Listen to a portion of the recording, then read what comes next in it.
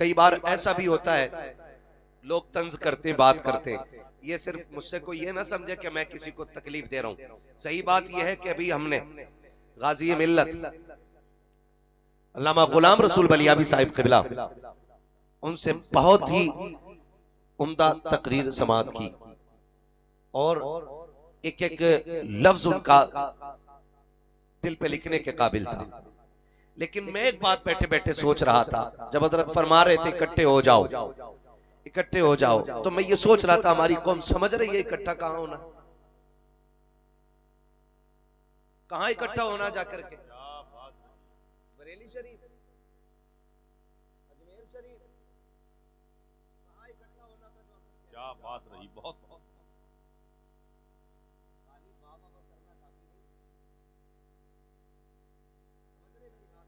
जो बात कही है उस पे गौर तो सबका था, लेकिन इकट्ठा होने कहां कहा था?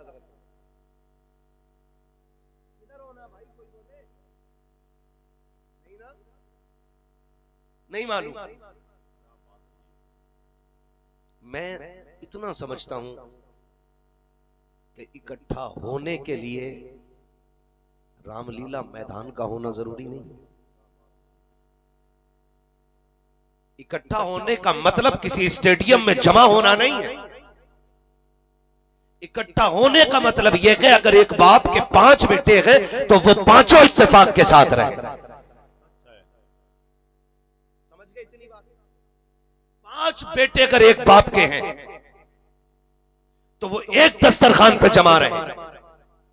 अगर एक दस्तरखान पे भी जमा ना हो सके तो जरूरत के वक्त किसी एक जगह बैठने के लायक रहे। पहली सीढ़ी इकट्ठा होने की। फिर जो वो 5 बेटों का बाप है उसका अपना एक परिवार होगा, होगा क्या? मैंने सरकार से पहले इजाजत ले ली, मैं मर्जी का मालिक हूं, 15 मिनट में भी खत्म कर सकता हूं। अगर मुझे लगेगा तबीयत पे बोझ हो रहा है आपकी, तो मैं अपनी गुफ्तगू आपके ऊपर थोपूंगा नहीं। ये पहली मंजिल थी कि एक बाप के 5 बेटे हैं तो बाप के साए में जमा रहे, और जो बाप है वो किसी खानदान की एक शाख होगा, वो एक शाख अपने दरख्त की जड़ से जुड़ा रहे। समझ रहे इकट्ठा कहां होना है? समझ रहे मेरी बात? 5 बेटे एक बाप के साए में जमा रहे और बाप अपने खानदान से जुड़ा रखे, खानदान अपनी बस्ती के जिम्मेदार लोगों से जुड़ा रखे, और जिम्मेदार लोग अपनी बस्ती के जिम्मेदार आलिम से जुड़े रखे, और वो जिम्मेदार आलिम अपने इलाके के सबसे जिम्मेदार आलिम से जुड़ा रखे। इस तरह से ये पूरी मुट्ठी बन जाएगी और वो सारे मिलकर के एक मरकजी शख्सियत से जुड़ जाए, और वो मरकजी शख्सियत एक मरकजी खानकाह से जुड़ जाए, और वो मरकजी खानकाह जाकर के मुस्तफा के मदीने से जुड़ती हो। ऐसे जुड़ जाओ, ऐसे जुड़ जाओ कि दुनिया अगर तुम्हें बैठा हुआ देखे, तुम्हें टोपियों से न पहचाने, तुम्हें लिबास से न पहचाने, तुम्हें रंग से न पहचाने, तुम्हें कलर से न पहचाने, बल्कि ये जमात देख के दुनिया ये ना कहे कि ये हशमती बैठा है, ये रज़वी बैठा है, ये कादरी बैठा है। हर बंदा देख के ये कहे ये जो जमात बैठी है ये सारी मोहम्मदी जमात बैठी हुई। नाराए तकबीर, नाराए रिसालत, मसलके आला हजरत। करेंगे इंशाअल्लाह, ऐसा वादा करते हैं इंशाअल्लाह। लेकिन माफ कीजिएगा, हाथ जोड़ के कहता हूं, परिवार में, खानदान में, बस्ती में सबसे बड़ा जो ताल्लुकात का सबब होता है वो एक प्लेट चावल होते। जिसको बेटे की शादी पे दावत दे दी बड़ा खुश है, जिसे एक प्लेट चावल ना खिलाए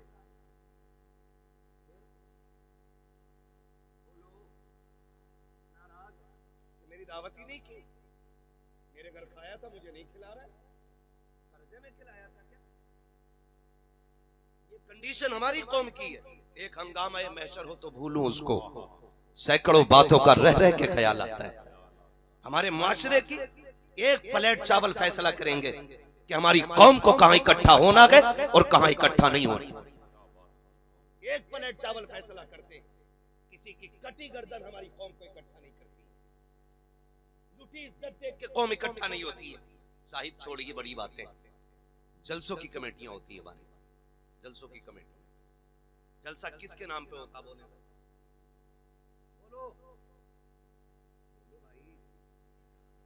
पे होता है जलसा?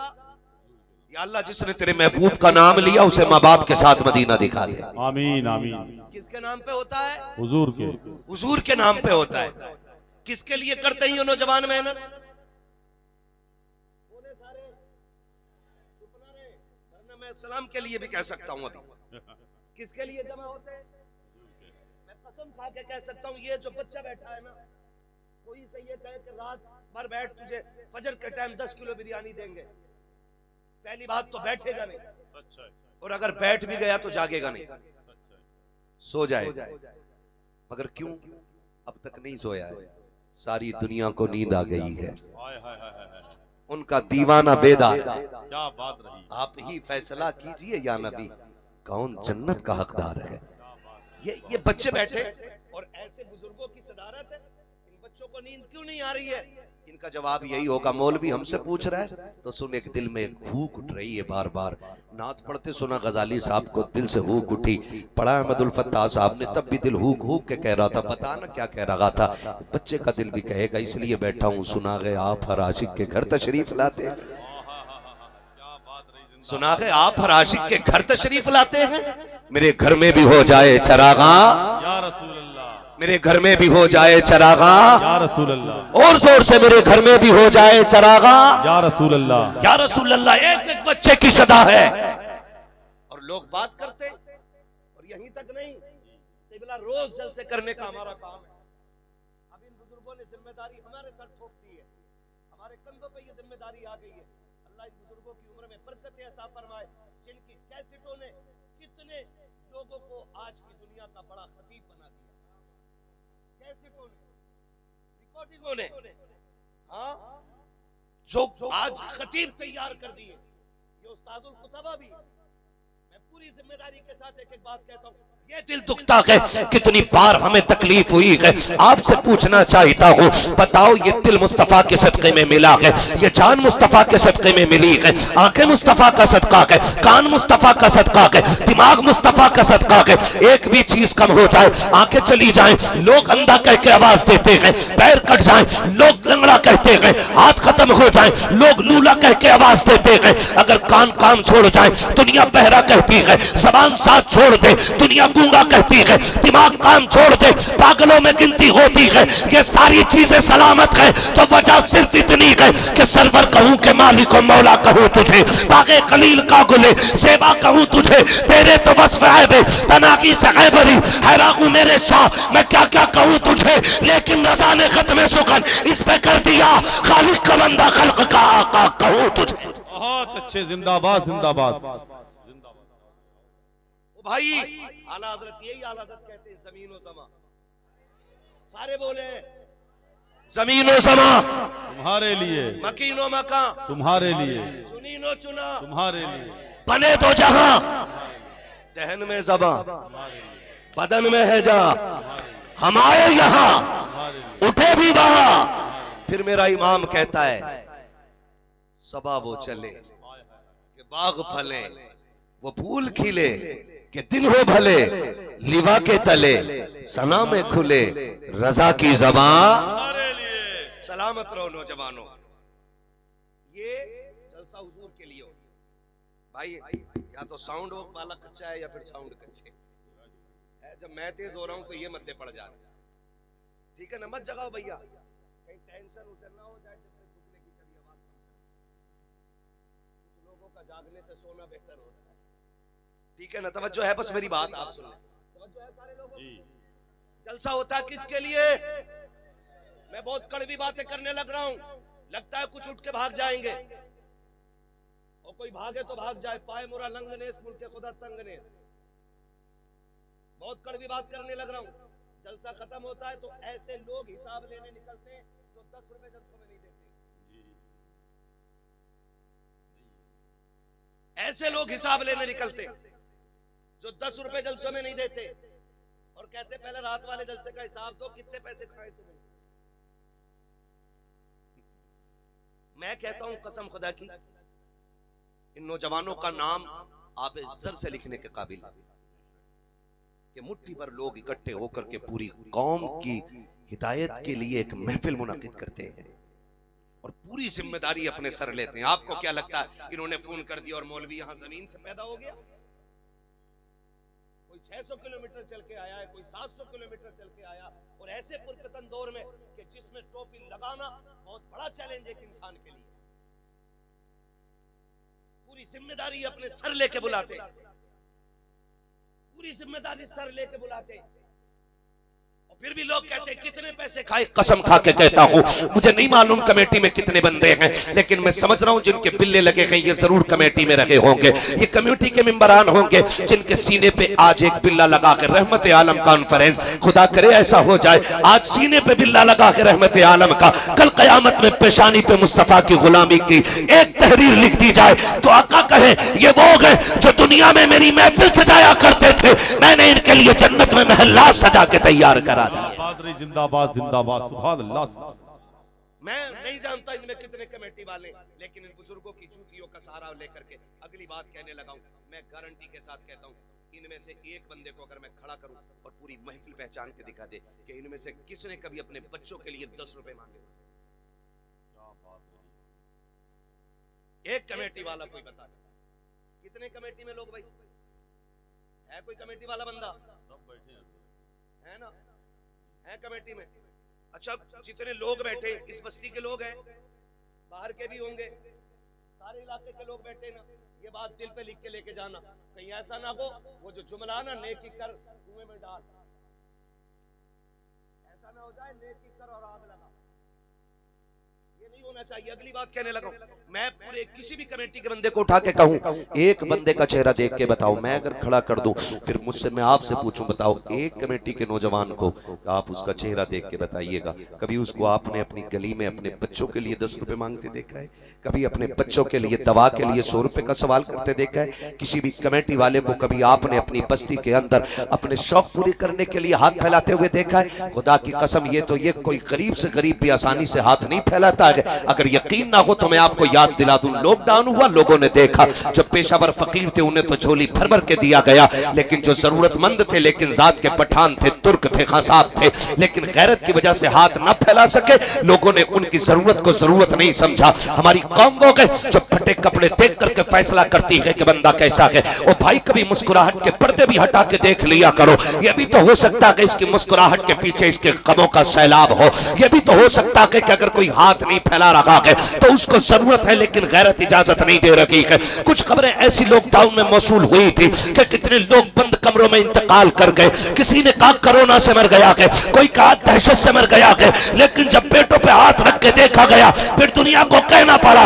ना ये कोरोना से मरा गए ना ये दहशत से मरा गए, कोई भूख से मर गया था, कोई प्यास से मर गया था। भूख से कैसे मर गया? का भूख इतनी थी कि भूख बर्दाश्त न कर सका, मांगा क्यों नहीं? का गैरत जवाब दे गई थी इसलिए मांग ना सका। का फिर लोगों ने दिया क्यों नहीं? का कौम उसे दे रही थी जो पेशावर थे, जरूरतमंद को देखने की फुर्सत लगी थी। हाथ जोड़ के कहता हूं अपने दस्तरखान पे मुर्गे खाने वालों, कभी गरीब के चूल्हे से धुआं ना उठे, एक बार झांक के पूछ लिया करो आज तेरे घर खाना क्यों नहीं बना के?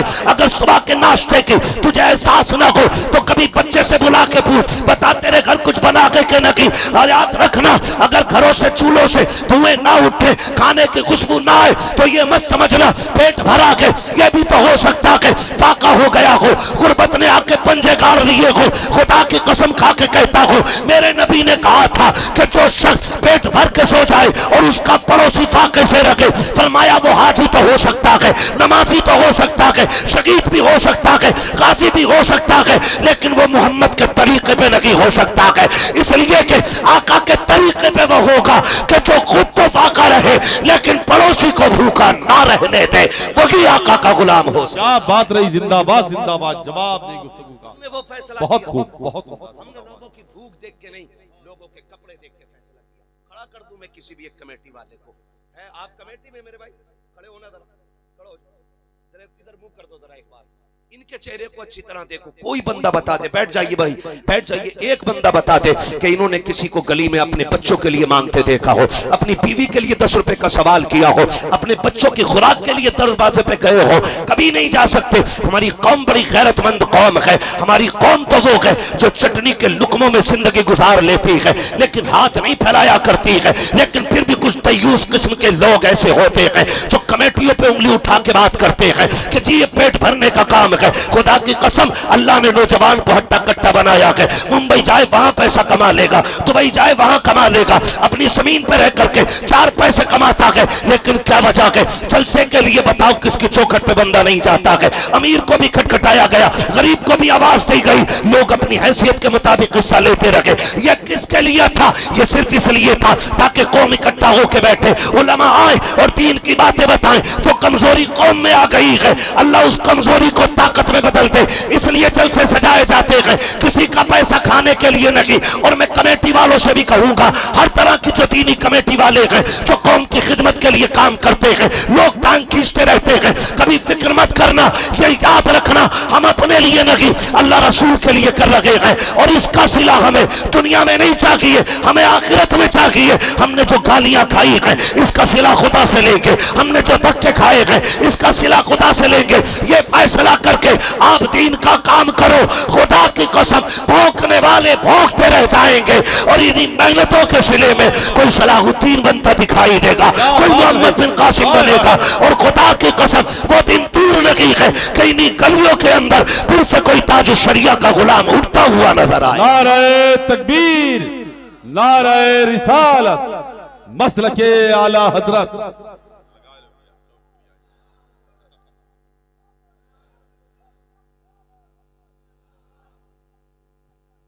ताजुश्शरिया, ताजुश्शरिया,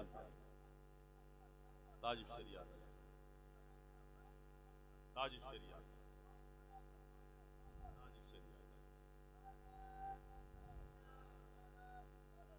माशाअल्लाह। बहुत गौर से बस मेरी बात सुन ले, बहुत ज्यादा लंबी गुफ्तगू नहीं। मैं कहता हूँ अल्लाह इन कमेटी वालों को हुजूर खास दुआ करे, पूरे हिंदुस्तान के जो भी सारे खैर की कमेटियां, जितनी भी फलाह की कमेटियां, उनके लिए खास दुआएं करें। इनकी बड़ी कुर्बानियां, बेशक इन लोगों की बड़ी कुर्बानियां है ना। और मैं एक बात और कह दूं, ये बात जहन में रख लें। कई बार बात होती है, कहते जी जलसा ना करो, इसकी जगह किसी की शादी कर दो, जलसा ना करो, इसकी जगह पे स्कूल बना दो। मैं कहता हूँ नेक काम रोक के ही तुम्हारे स्कूल बनेंगे? क्या बात रही है, हाय हाय हाय। दीन की तबलीग रोक के तुम्हारी शादियां होंगी? ये ख्याल उस वक्त क्यों नहीं आता है जब अपने बेटे की शादी में 1.5 लाख की आतिशबाजी करते हो, जब 6-6 लाख का खाना फ्री में खिलाते हो, तब तुम्हें याद क्यों नहीं आता है कि गरीब की बेटियां भी हैं? जब तेरी बेटी 30 लाख का मेकअप करके आती है ब्यूटी पार्लर से, तब तुझे कोई बेवा की बच्ची दिखाई नहीं देती?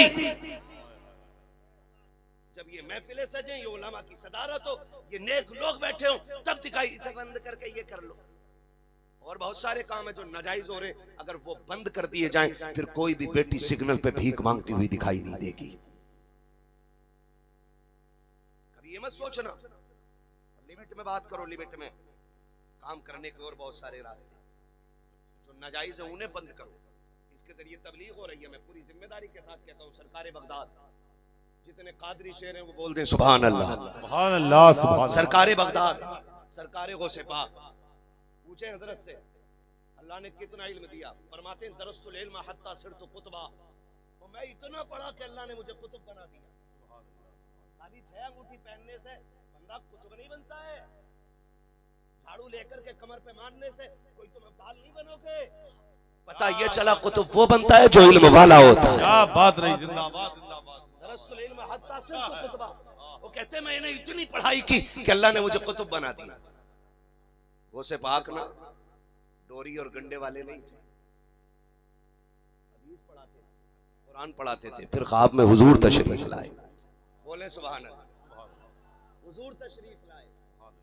फरमाते हैं अब्दुल कादिर जी नाना का बेटे तकरीर नहीं करते हो? तकरीर नहीं करते हो? जी नाना मैं तकरीर नहीं कर पाता हूँ। फरमाया जबान खोल। हुजूर ने 7 मरतबा लोहाब डाला है। लुआब 7 मरतबा डाला, फरमाया अब कल से तकरीर करना। फिर सोए फिर ख्वाब में मौलाए कायनात हैदर करार राय। शहजादे जी दादा का नाना से लुआब ले लिया, अब मुझसे नहीं लोगे? मुंह खोल दिया। 6 मरतबा मौलाए कायनात ने लुआब डाला, 6 मरतबा। तो आप भी गौसे पाक थे, कहने लगे दादा हुजूर ने 7 मरतबा डाला, आपने 6 मरतबा क्यों डाला?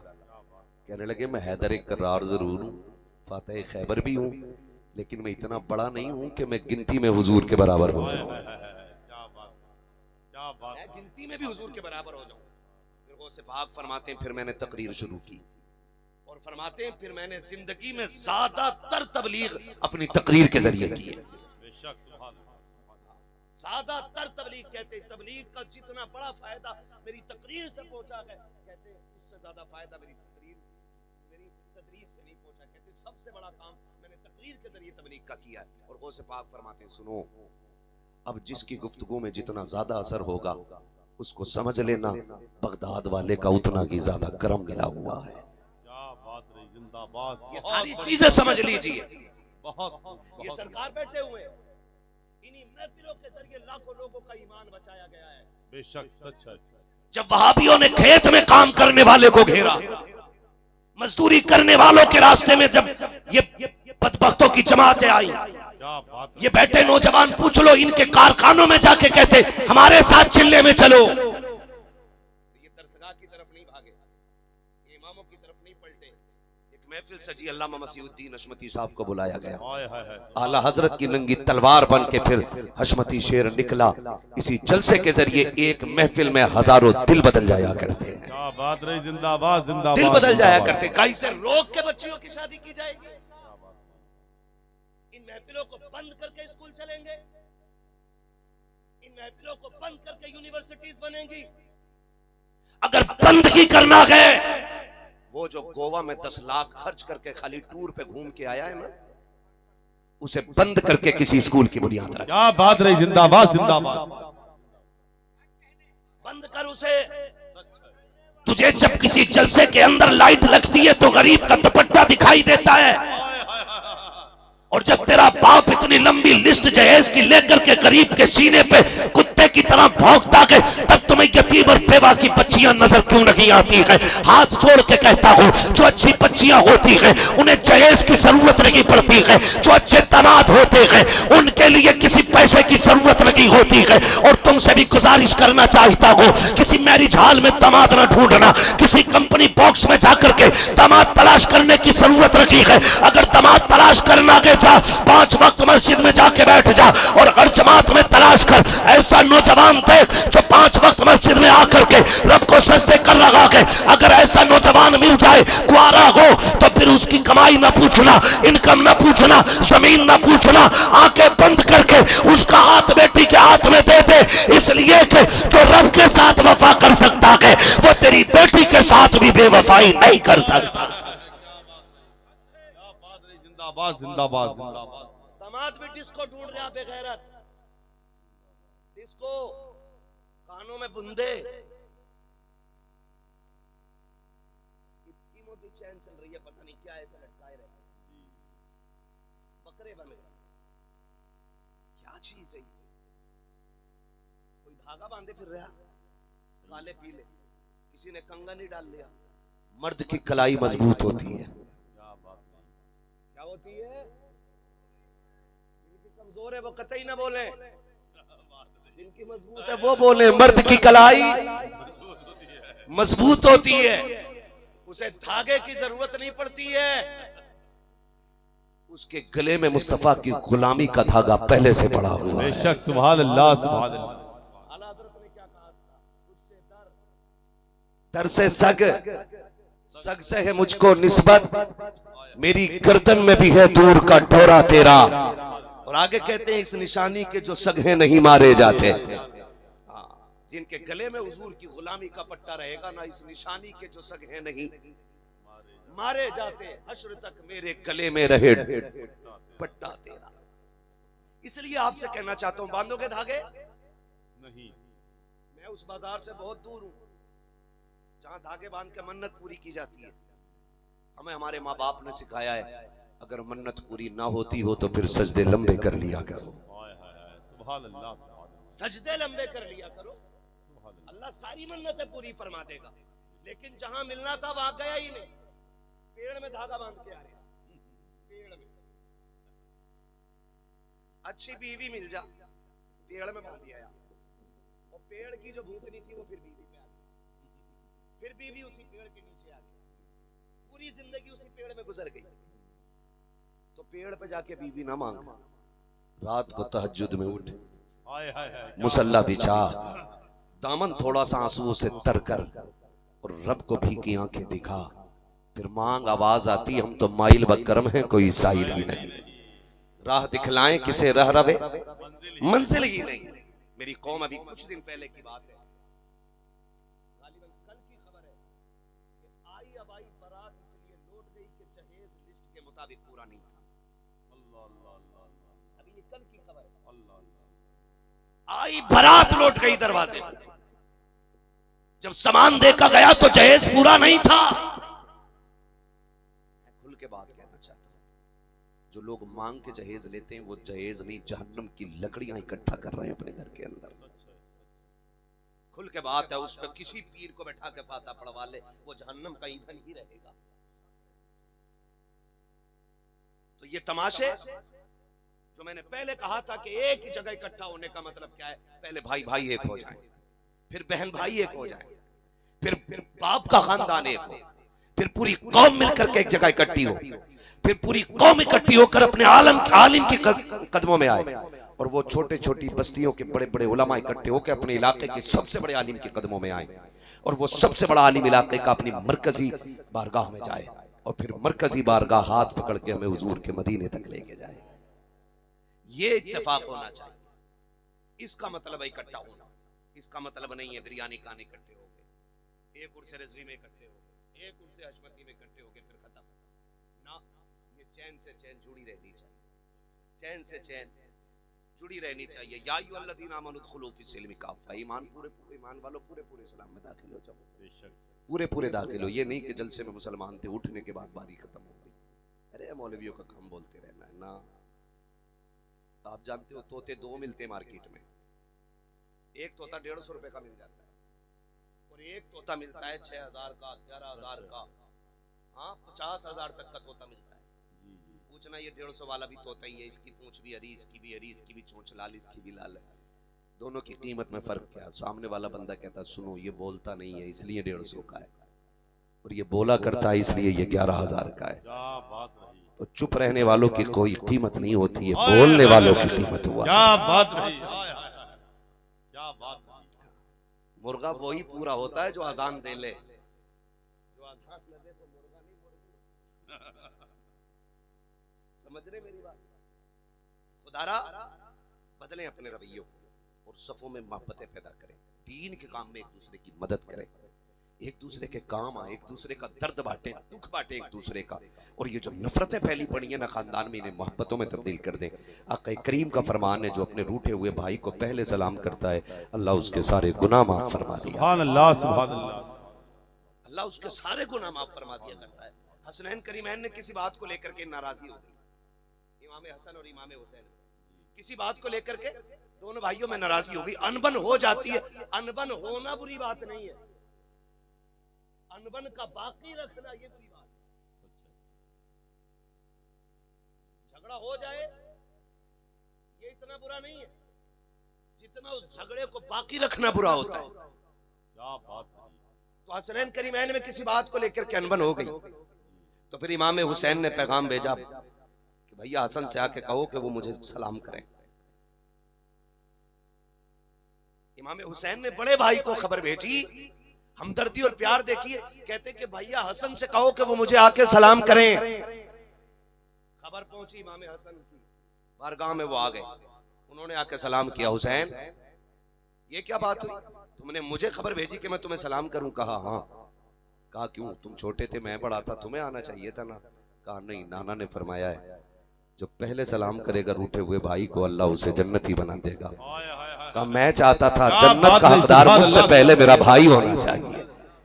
ये भी मोहब्बतें बाकी रहनी चाहिए, ये भी ख्याल ख्याल रहना चाहिए। ये किया था कि लोगों के दिल बदले थे,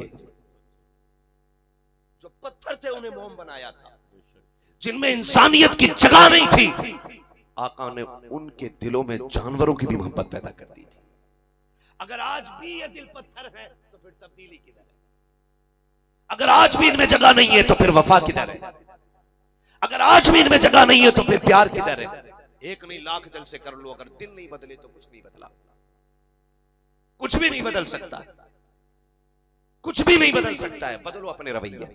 आका करीम ने कैसे दिल बदले सरकार की जिंदगी। सहाबा कहते हैं या रसूल अल्लाह, जब तक आप नहीं आए थे तो हम बेटियों को ऐसे दफन कर देते थे जैसे कोई चीज ही नहीं है, और जब से आपकी गुलामी का पट्टा गले में डाला है ना, तो पैर जमीन पे देख के रखते, कहीं पैर के नीचे चूटी ना आ जाए। आज ये दर्द है हमारे दिलों में। भाई दुकान बंद करवाने पे लगा, बिजनेस ठप करने पे लगा, एक दूसरे के लिए तावीज कराने पे लगा। देखो गड्ढा खोदो, चौखट में 6-6 तावीज निकल रहे, क्या करना कि इसका बिजनेस बंद होना चाहिए। पता चला दूसरे को गाड़ने के चक्कर में खुद जमीन में घुस गए और कुछ नहीं कर सके, और होना भी नहीं है, क्योंकि रज़ाक अल्लाह है, जिसमें फोर्स राजी होता है बस निजाम वही चलता है। आपसे भी इतना आखिर में कहना चाहूंगा, अगर मुसीबत आ जाए तो खुदा का शुक्र अदा करना ना छोड़िएगा, इसलिए कि मुसीबत भी आ जाए तब भी ये कहना शुक्र मालिक तेरा, कम से कम सांसें तो सलामत रखी है। अगर तू मेरे दुख में राजी है तो मैं सुखों का क्या करूंगा।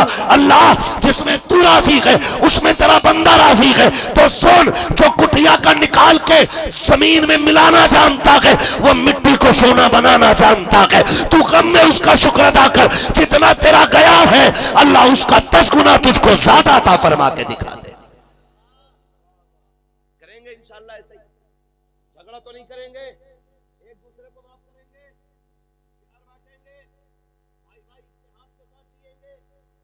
जैसे मेरी बेटी वैसे आपकी बेटी है, जैसे आपकी बेटी वैसे मेरी बेटी है, और हर बेटी को बेटी के नजरिए से देखिएगा। आज जरूरत है ये मुल्क की, आज इस अखलाक को जिंदा करने की जरूरत है जो मुस्तफा ने 1400 साल पहले हमें दिया था। उसे जिंदा करें, उसे जिंदा करें। मैं किस कौम से बात करूं? माफ कीजिएगा, माफ कीजिएगा। बेटियों पे सितम करने वाले क्यों भूल जाते हैं कि कल हमारे आगे भी बेटियां नहीं है? क्यों भूल जाते हैं कि कल हमारी बेटी के भी दरवाजे पर पैगाम आएंगे, हमसे भी कोई 10 लाख मांगेगा, ना हुई हमारी हैसियत, क्या करेंगे? मैं आज तक वो खत नहीं भूला। एक खत आर्टिकल में छापा गया था मोइन भाई, उसमें वो आर्टिकल जो छपा था ना, अजीब था, आज तक दिल पे लिखा है, दिल पे लिखा है। उस आर्टिकल में लिखा था कि किसी की बेटी का रिश्ता हुआ, बंदा गरीब था, उसने पूछा कोई शर्त, ससुराल वालों ने बता दी, छोटी छोटी शर्तें मान गया गरीब। शादी से 8 दिन पहले ना फिर एक खबर आ गई, कहा जी ठीक है लेकिन जो है ना गाड़ी थोड़ी सी बड़ी कर लियो, स्प्लेंडर तो दे ही दे रहे हो, बुलेट कर लियो। बाप तक खबर पहुंची, सर पकड़ के बैठ गया। कार्ड छप चुके थे, दावतें हो गई थी, दिन मुकर्रर हो गया था, मुश्किल था बाप के लिए ना कहना। उसने फिर पूरा घोड़ा भाग किया, करने के बाद कहा ठीक है जी चलो कर लेंगे बुलेट का इंतजाम। शादी में जब 3 दिन बाकी रह गए फिर एक खबर और आ गई, का सोना थोड़ा सा और बढ़ा लेना। वो ठेला लगाने वाला बाप, जानते हो, रात को घर आया, आधी रोटी भी पेट भर के ना खा सका। बेटियां बड़ी हसास होती हैं, अल्लाह सबको बेटी दे, और खासकर उन्हें मालिक जरूर बेटी दे जो दूसरे की बेटी की इज्जत नहीं करते, ताकि उन्हें पता चले कि बेटी जिगर का कौन सा टुकड़ा होती है, उसे जरूर मालिक बेटी दे। सुने जरा, जब आधी रोटी खाई ना बेटी समझ गई आज कोई बात हो गई है। बर्तन नहीं उठाए, बाप के करवट में आके कंधे पे हाथ रख के बेटी बैठ गई, और उसने बाप की आंखों में झांक के कहा अब्बा तबीयत ठीक है? याद रखना बाप हर जगह जरूरत का पहाड़ बन जाता है, लेकिन बेटी की आंखों में आंखें डाल के कभी बाप झूठ नहीं बोल सकता। जब बच्ची ने कहा अब्बा तबीयत ठीक है? कहा तबीयत तो ठीक है। कहा रोज 3 रोटी खाने वाला आज रोज आधी खा के उठ गया। कहा बेटी बड़ा दुख है। कहा क्या हुआ? कहा मत पूछ बेटी, मुझे डर है कि ये मेरी तकलीफ कहीं तेरी तकलीफ ना बन जाए। उसने कहा अब्बा बात क्या है? कहा बेटी कल पता चल जाएगा। ये कह के उठा बाहर चला गया और एक खत लिखा जेब में रखा और फांसी के फंदे पे झूल गया। जब उतारा गया, कपड़े उतारे गए, बच्ची ने कहा मेरा बाप तूने कहा था कल पता चलेगा। लोगों ने जेब की तलाशी ली, कागज निकला, उसमें लिखा था बेटी माफ करना, ससुराल वालों ने तेरी बुलेट मांगी, मैंने इंतजाम कर दिया। उनकी पहली सारी शर्तें मान गया था, लेकिन बेटी अब इतनी बड़ी चीज मांग बैठे थे कि तेरे बाप की हैसियत से ज्यादा थी। मेरी बेटी मैं खुदकुशी इसलिए कर रहा हूं कि मैं ये कहने की हिम्मत नहीं रखता था कि बारात ना लाओ। मेरी बेटी माफ कर देना, अब महशर में मुलाकात होगी। मुझे मतलब इससे नहीं कि उस बाप ने अच्छा किया कि बुरा किया, सवाल यह है कि किसने बाप को यह करने पे मजबूर किया। क्या तुम्हें लगता है ऐसे लोग बख्शे जाएंगे? जिनकी वजह से बाप ट्रेन के आगे कूद गया हो वो बख्शे जाएंगे महशर में? ऐसे ही छोड़ दिए जाएंगे? उस वक्त तक अल्लाह जन्नत नहीं देगा जब तक गरीब बाप के एक आंसू की कीमत नहीं ले लेगा। नौजवानों, लोग पूछते हैं बर्बादियां कैसे आती हैं, नस्लें कैसे उजड़ जाती हैं, तो जाओ लिखो जब किसी का दिल दुखाया जाता है तो बड़े बड़े महलों में भी जलजले आ जाया करते हैं। जब किसी की आह ली जाती है तो सल्तनत उजड़ जाया करती है। आज तक वो बात दुनिया को याद है कि किसी बादशाह का महल तामीर हो रहा था, उसकी दीवार को सीधा करने में एक बूढ़ी का झोपड़ा आ गया था। उसने बूढ़ी को बुला करके कहा था कि जितनी चाहे दौलत ले ले, अपना झोपड़ा छोड़ के चली जा ताकि मेरे महल की दीवार सीधी हो जाए। उस बूढ़ी ने कहा था खबरदार मेरे झोपड़े पे नजर न डालना, अगर तुझे मेरी जमीन चाहिए तो चंद दिन की सांसें बाकी रह गई है, चंद दिन के बाद मैं इंतकाल कर जाऊंगी, उसके बाद तो मेरी जायदाद ले लेना, लेकिन उस वक्त तक तुझे नहीं दे सकती, इसलिए कि इससे मेरी सल्तनत की यादें जुड़ी है, मेरे आबा अजदाद के किस्से जुड़े हैं, बुजुर्गों को पुरानी जमीनें प्यारी होती है। ये तो आज का जवान है दौलत की जरा सी चमक दमक में आकर के बाप की यादगार को चंद टकों में बेच के चला जाता है, बाप की निशानी को चंद सिक्कों में बेच करके महल में जाके खुशी महसूस करता है। आज भी कसम खा के कहता हूं, जाओ मुंबई जाओ, कहीं भी चले जाओ, दुनिया के किसी भी एयर कंडीशन हवेली में वो सुख नहीं मिलता है जो बाप के हाथ के बनाए हुए छप्पर में मजा आता है। आज भी किसी दीवार के साए में बैठने में वो लज्जत नहीं मिलती है। आज भी जब बाप के हाथ के लगाए हुए दरख्त के नीचे मजा आता है, इसलिए कि वो सिर्फ दरख्त नहीं होता है, उसमें बाप की रहमतें शामिल होती है, बाप की शफकतें शामिल होती है। उस बूढ़ी ने कहा था मैं सब कुछ छोड़ सकती हूँ लेकिन हवेली नहीं छोड़ूंगी, इससे मेरे बुजुर्गों की यादें जुड़ी हैं, चंद दिन की मेहमान हो, उसके बाद बिना पैसे के तू ले लेना। ये कह के बूढ़ी ने इनकार कर दिया। सुने और दिल दुखाने से पहले 1000 बार सोच लेना। बूढ़ी ये कह करके खामोश हो जाती है। किसी दिन किसी काम से बूढ़ी कहीं गई और बादशाह को मौका मिल गया, उसने एक ही दिन के अंदर उसके झोंपड़े को तोड़ करके वहां पे महल की दीवार पूरी खड़ी करा दी। जब बूढ़ी वापस आई है उसने अपने मकान को ढूंढा, कहीं नहीं मिला, दीवार देखी सीधी हो चुकी थी। जानते हो उसने किसी से अपील नहीं की थी, किसी से एहतजाज नहीं किया था, बल्कि वही उसने झोली फैला के कहा था ए मेरे मालिक ये मेरी हवेली के साथ क्या हो गया है, मुझे बता, मैं घर पे नहीं थी लेकिन तू तो मौजूद था, तेरी मौजूदगी में ए अल्लाह मेरी हवेली का क्या हुआ। जब उसने इतना कहा था एक आग ली थी, अल्लाह ने उसके पूरे महल को जमीन में धंसा दिया था। इसलिए मैं कहता हूं दिल टूटने ना देना, अगर तरक्की चाहते हो तो दिल मत तोड़ना बल्कि टूटे दिल जोड़ना, किसी का सहारा बन जाओ, खुदा की रहमतें कायनात में तुम्हारा सहारा बन जाए। किसी को सताएंगे नहीं ना, हमें जो करना है, अमीर होते लोग अपनी खुशी से दे रहा दे, कुल कायनात देते, कोई मतलब किसी को नहीं है, लेकिन बेटे वाला सवाल न करे, सवाल न करे। इसी इलाके में सरकार पीछे एक जलसा हुआ था, इसमें नौजवान ने जलसे में मुझे बुलाया, मैंने उससे पूछा भाई क्या बात है, लोगों ने बताया इसने बिना जहेज के निकाह किया है और बारात भी नहीं लेके गया था भीड़ भाड़ की। 8-10 बंदे जाके निकाह करके लाए। उसने कहा कि मैंने ये इसलिए किया था कि मैंने आपको तकरीर में कहते सुना था, कहा जो किसी गरीब का बोझ हल्का कर देगा अल्लाह क़यामत में गुनाह का बोझ हल्का कर देगा। वो कोई मस्जिद का इमाम नहीं था, खानकाह का परवरदा नहीं था, वो आपकी तरह प्रदेश में कमाने वाला नौजवान है, कमाने वाला नौजवान है। ऐसा नहीं है कि कमी अमल करने वालों की आज भी है, और इंशाअल्लाह अमल होगा, करेंगे इंशाअल्लाह, सारे वादा करेंगे इंशाअल्लाह। फरमाया गया या अय्युहल्लज़ीना आमनू उदखुलू फ़िस्सिल्मि काफ़ा, ईमान वालों पूरे पूरे इस्लाम में दाखिल हो जाओ, पूरे पूरे दाखिल होना है। हमारा ज़ाहिर व बातिन हुजूर की मोहब्बत में सजना और संवरना चाहिए। सफ़ों में इत्तेफाक पैदा करें, इत्तेहाद पैदा करें, अपने इलाके के बड़े आलिम के टच में रहें और उसको अपना सदर मुंतखब करें और उसकी क़यादत में हर काम करें। याद रखना, गांधी जी ने भी ये बात कही थी, अगर ये उंगलियां अलग हो जाए तो कोई भी तोड़ देगा, मुट्ठी बन जाए तो फिर ये भूसा बन जाता है जो किसी की भी कमर तोड़ दिया करता है। ठीक है ना, सफ़ों में मोहब्बतें पैदा करें। अल्लाह हमारी नस्लों को मुस्तफ़ा के दिए हुए उसूल पे अमल की तौफीक अता फरमाए। काफ़ी वक्त हो गया है, 3:15 बज गए हैं, तो तशरीफ़ फरमाए। ठीक है ना, बस जो हुए गलत उनको माफ़ फरमाए रब कायनात। ज़िंदगी ने दिया साथ, फिर होगी मुलाकात, चमन रहा फूल खिलेंगे, ज़िंदगी रही फिर मिलेंगे, मुसाफिर हम भी मुसाफिर तुम भी, किसी मोड़